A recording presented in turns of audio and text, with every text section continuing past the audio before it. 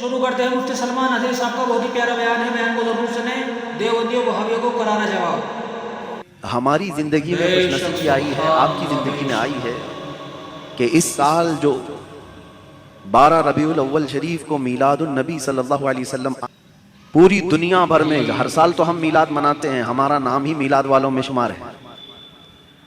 बहुत सारे लोग तो हमें सुन्नी नहीं मीलादी भी कहते हैं, कोई फर्क नहीं पड़ता। हुजूर पाक सल्लल्लाहु तआला अलैहि वसल्लम की किसी भी चीज की निस्बत दे करके हमारा तारुफ हो जाए, ये हमारे फख्र की बात है। बल्कि बेदम वारिसी तो ये कहते हैं सगे तैबा सब मुझे कह करके पुकारे बेदम, यानी मुझे तो दुनिया मेरी आइडेंटिटी से न पहचाने, मुझे तैबा का मदीने का कुत्ता समझ करके लोग पुकारे। ये उनकी ख्वाहिश है, सगे तैबा सब मुझे कह करके पुकारे बेदम, यही रखियो मेरी पहचान मदीने वाले, मेरी और अलग कोई पहचान नहीं। अल्लामा हो, फहामा हो, मेरी डिग्री हो, बल्कि दुनिया मुझे रसूल पाक का कुत्ता कह करके पुकारे। अजीज़ान गिरामी, मैं ये आज से मॉरिशस की सरजमीन से मैसेज देना चाहता हूँ, और हम आज से इस मिशन को भी शुरू करते हैं। हश्र तक डालेंगे हम पैदाइश मौला की धूम, मिस्ल फारस नजद के किले गिराते जाएंगे, खाक हो जाएं अदू जलकर मगर हम तो रजा, दम में जब तक दम है जिक्र उनका सुनाते जाएंगे। याद रखो, हुजूर पाक सल्लल्लाहु तआला अलैहि वसल्लम की मौलिद या उसको मीलाद कहें या सुन्नियों का शिबा है, हम 12 रबीउल अव्वल शरीफ को बड़े धूमधाम से मनाते हैं। बहुत सारे इस पर सवालात हैं, वो आज के नहीं है, बहुत बरसों से भी हैं। सवालात की परवाह ना करो। मैं तो अक्सर एक बात कहता, ये तो एक तफरीह के लिए कह रहा हूँ, दलाइल की रोशनी में नहीं। आम सुन्नियों के लिए तो यही बात है कि कोई भी पूछे कि मीलाद मनाना कहाँ लिखा है, तो जवाब में सिर्फ इतना ही कहे सुन्नियों की किस्मत में लिखा हुआ है, बस इतना काफी है। आगे बढ़ जाओ, बाकी जवाबात उलमा देंगे। कहाँ लिखा हुआ है मीलाद मनाना? सुन्नियों की किस्मत में लिखा हुआ है।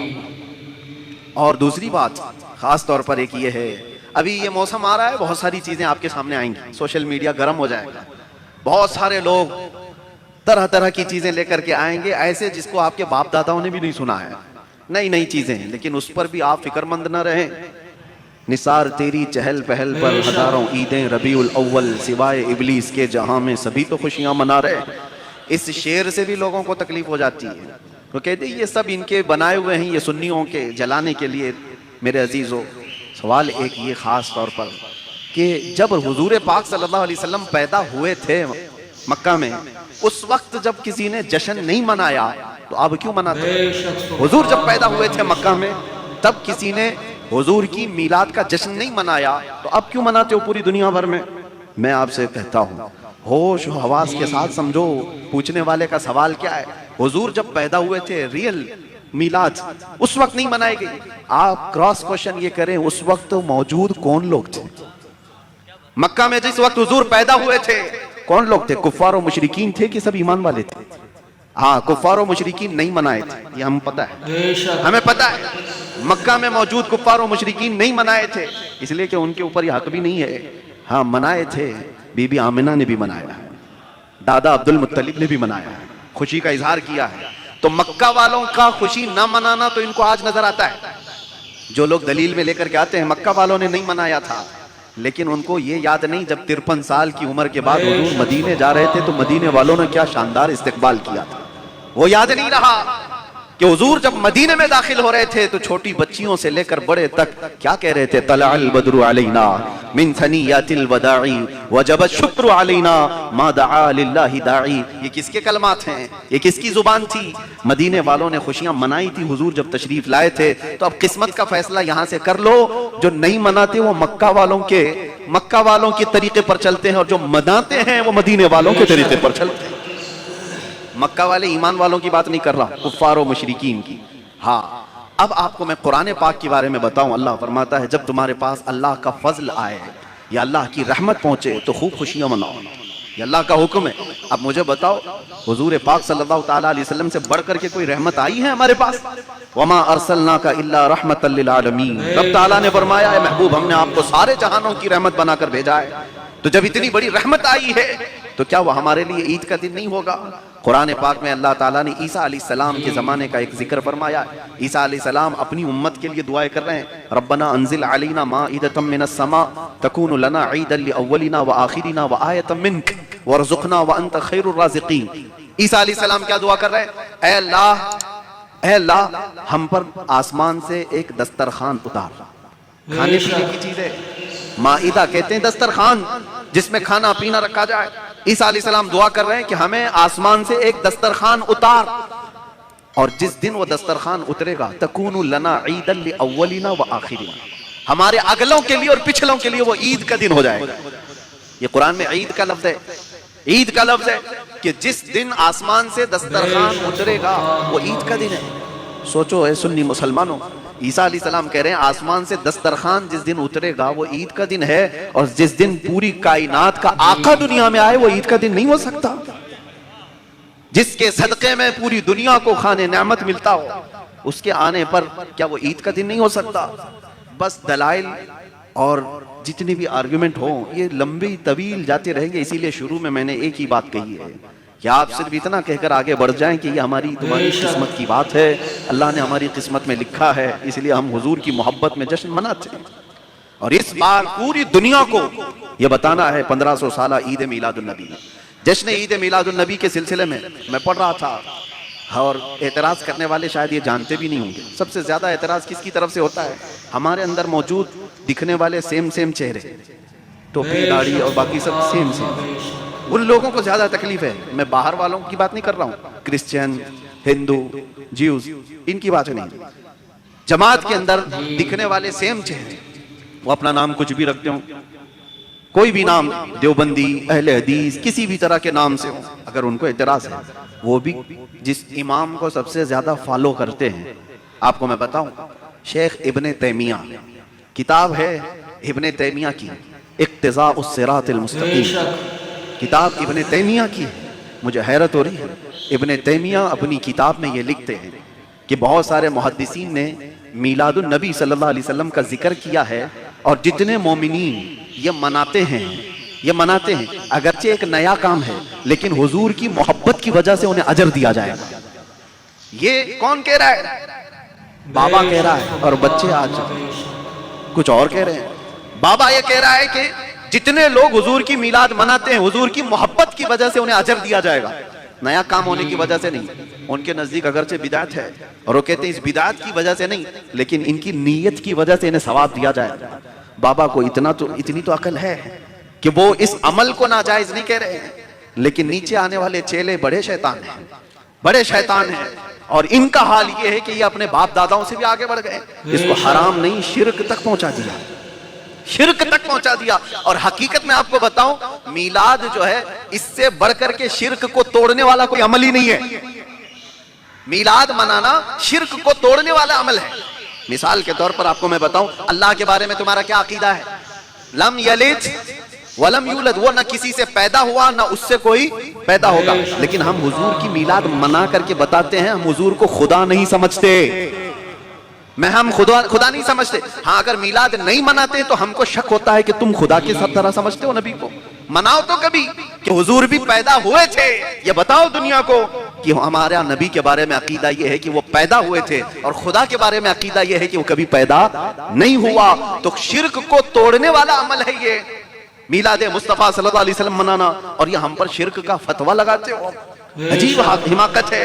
شرک کو ختم کرنے والا عمل ہے میلاد مصطفیٰ.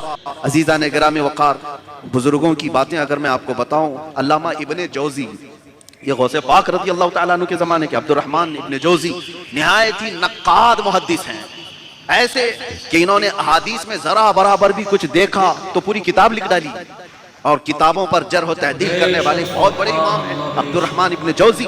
ان کی پوری کتاب ہے مولد العروس, یعنی دولہے کی مولود کے بارے میں کتاب. یہ علامہ ابن جوزی کی لکھی ہوئی کتاب ہے, پوری انہوں نے دلائل کے ساتھ لکھا ہے, اور پھر اس میں یہ ثابت کیا ہے کہ جتنے لوگ بھی حضور کی میلاد مناتے ہیں یہ دیکھ جن لوگوں کو آج میلاد مصطفیٰ صلی اللہ علیہ وسلم پر شک ہے یا الگ الگ انداز سے وہ سوال کرتے ہیں، میں نے تو دلائل کی روشنی میں بتا بھی دیا کہ تمہارے بڑے بابا ابن تیمیہ نے بھی کہا ہے کہ اگر مومنین میلاد مصطفیٰ مناتے ہیں تو اگرچہ نیا کام کیوں نہ ہو، ان کے حضور سے محبت کی وجہ سے انہیں اجر دیا جائے گا، انہیں اجر دیا جائے گا۔ ایک دو نہیں، ہزاروں بزرگوں کی واقعات موجود ہیں، آج وہ سب بیان نہیں کرنا ہے، لیکن صرف اتنی بات یاد رکھو میرے عزیزو، حضور کی میلاد میں ہم کرتے کیا ہیں؟ ہاں میں اس کا رد کروں گا اگر کوئی ڈانس کرتا ہے، کوئی ڈی جے بجاتا ہے، کوئی گانے گاتا ہے، کوئی تھرکتا ہے، اور میلاد کو اگر غلط طریقے سے استعمال کرتا ہے، ہم اس کا کنڈیم کرتے ہیں، ہم اس کی مذمت کرتے ہیں۔ لیکن کوئی میرے مصطفیٰ صلی اللہ علیہ وسلم کی محبت میں کھڑا ہوتا ہے اور لوگوں کو حضور کی سیرت بتاتا ہے، فقیروں کو کھلاتا ہے، مسکینوں کو پہناتا ہے، تو اس سے بہتر عمل کیا ہو سکتا ہے؟ ایک چیز میں بتا کر کے جاتا ہوں، میری زندگی میں پیش آنے والا ایک واقعہ، میلاد مصطفیٰ۔ اکثر اب میں بات کو سمیٹ رہا ہوں، ختم کر دیتا ہوں، یہ ہر سال میں بیان کرتا ہوں، آپ کی بھی ذمہ داری ہے۔ میں ٹرین سے اتر رہا تھا اپنے وطن میں، یہ میلاد کا دن تھا، یعنی 12ویں شریف۔ ایک نوجوان آتا ہے اور مجھ سے کہتا ہے حضرت آج 12 ربیع الاول ہے، آپ سفر سے آئے ہوئے ہیں، مجھے کچھ ایسا بتا دو کہ حضور صلی اللہ علیہ وسلم کو میں خوش کر دوں، میں ایسا کچھ کروں میلاد میں حضور کو کوئی تحفہ دے دوں۔ ویسے تو جھنڈے بہت لگاتے ہیں، لائٹنگ بھی بہت کرتے ہیں، ہم مٹھائی بھی بہت تقسیم کرتے ہیں، سب کرتے ہیں، کچھ ایسی چیز بتاؤ۔ ذہن میں ایسی اچانک میرے بات آئی، کہا دیکھو اللہ کے نبی صلی اللہ تعالیٰ علیہ وسلم کی جو پسندیدہ چیزیں تھی، عمل تھا، وہ کمزوروں کا بوجھ اٹھاتے تھے۔ وہ مکہ میں اس بات میں حضور مشہور تھے، وہ بوڑھوں کا اور کمزوروں کا بوجھ اٹھاتے، یتیموں کی آوازاری سنتے اور ان کی دستگیری فرماتے۔ ابھی ہم یہاں سفر سے آئے ہوئے ہیں، دیکھو کوئی ایسا تم کو نظر آ جائے جو بوڑھا ہو، کمزور، اس کا سامان اٹھا کے پہنچا دو تاکہ حضور کے اس عمل پر تمہارا عمل ہو جائے اور حضور خوش ہو جائیں گے۔ اس نوجوان کی بات میں بتا رہا ہوں، یہ ریئل ہے۔ میں تو چلا گیا، وہ ڈھونڈ رہا تھا ٹرین سے اترنے والے ہر پیسنجر کو۔ ایک بوڑھی عورت اتری، 2 شاپر اس کے ہاتھ میں تھے، بڑے بڑے تھیلیاں، اور یہ نوجوان اس کے پاس گیا اور کہا کہ اماں جان مجھے یہ دے دو، میں پہنچا دوں۔ وہ ڈر گئی، کہا کہ ایک نوجوان ہے، تو کلی ہے، ڈریس بھی نہیں ہے، کچھ بھی نہیں ہے، اور تو سامان کیوں اٹھائے گا میرا؟ نہ بابا میں سامان نہیں دوں گی۔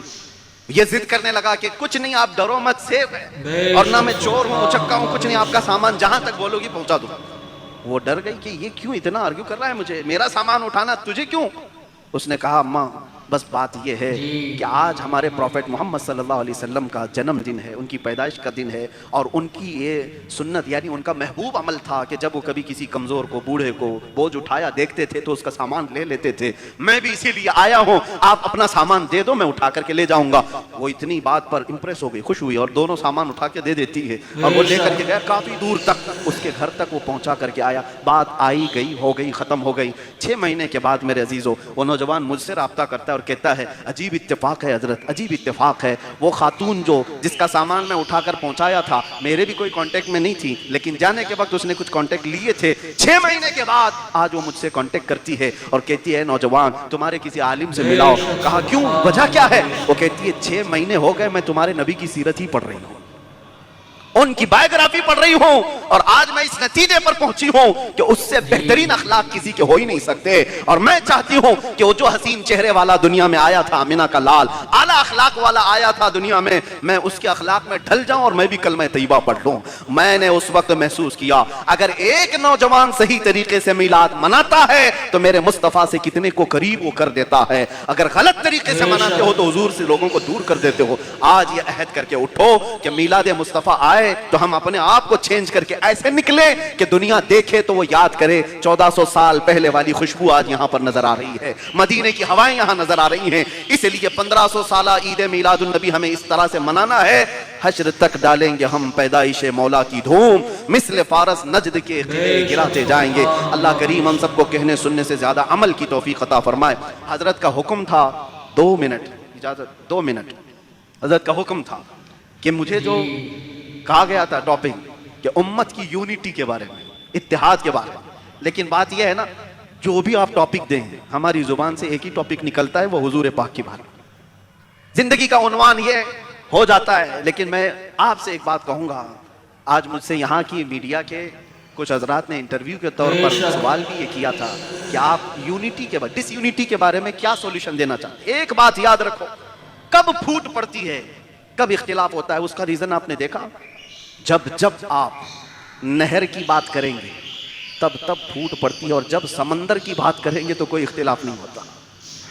یہ ایک بات یاد رکھیں، ہر کوئی بٹا ہوا اور اپنے اوپینین کو، اپنی رائے کو دوسرے پر تھوپنے کی کوشش کرتا ہے تو اختلاف ہوتا ہے۔ ہم سب کو یونٹی اس وقت تک نہیں آ سکتی جب تک ہم مرضی مصطفیٰ میں سب اپنے آپ کو نہیں ڈھال لیتے، اپنے آپ کو جب تک نہیں ڈھال لیتے۔ صحابہ میں بھی اختلافات ہوئے ہیں، چھوٹے موٹے بہت سارے اختلافات ہوئے، لیکن کبھی ایسا نہیں ہے کہ ذاتی اختلافات ہوئے اور اس طور پر کہ دشمنی پیدا ہو گئی۔ لیکن آج صرف اور صرف سلسلوں کو لے کر کے، پیروں کو لے کر کے، علماء کے حلقوں کو لے کر کے اتنے خطرناک اختلافات ہیں کہ ایک دوسرے کے جان کے دشمن، لوگ جانی دشمن، سلام کلام بند، مصافحہ بند، اور ایک دوسرے کو دیکھنا بھی بند۔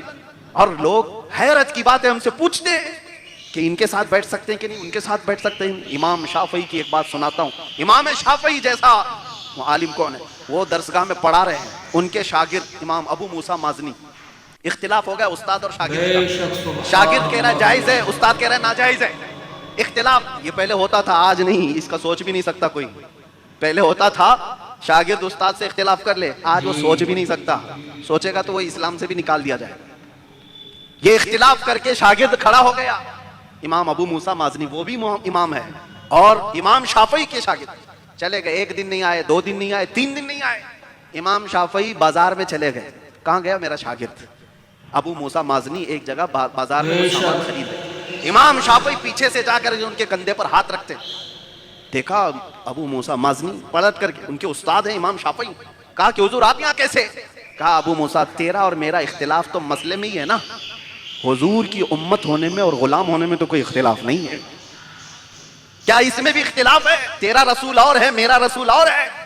انہوں نے کہا نہیں، امام شافعی کے ہاتھ چوم لی اور کہا اختلاف وہ رہے گا لیکن آپ امت مصطفیٰ ہی نہیں بلکہ اعلام امت مصطفیٰ میں سے ہیں۔ عزیزان اکرامی، ایسے بہت ساری چیزیں، اختلافات ختم کرو گے تو یونٹی یوں ہی آئے گی۔ اختلاف رکھو، ایک گھر میں 4 بھائی ہیں، چاروں کو الگ الگ کلر پسند ہیں، الگ الگ کلر پسند ہے، کسی کو سفید، کسی کو کالا، کسی کو نیلا، کسی کو ہرا، لیکن کلر پسند الگ ہونے کی وجہ سے وہ اپنی ماں تو نہیں بدل سکتا، اپنا باپ تو نہیں بدل سکتا۔ اختلاف کرنے کا حق ہے لیکن باپ بدلنے کا حق نہیں ہے۔ اختلاف کرو، اچھے سے کرو، لیکن تمہارا رشتہ بھی اسی رسول سے ہے، ہمارا رشتہ بھی اسی رسول سے ہے۔ اگر یہ نسبت سلامت ہے تو ایسے اختلافات سے کچھ بھی فرق نہیں پڑتا۔ اللهم صل على سيدنا وشفيعنا وحبيبنا وكريمنا وملجانا ومولانا محمد صلی اللہ تعالی علیہ وآلہ وسلم۔ نعت پاک کی چند اشعار سماعت فرمائیں۔ یا نبی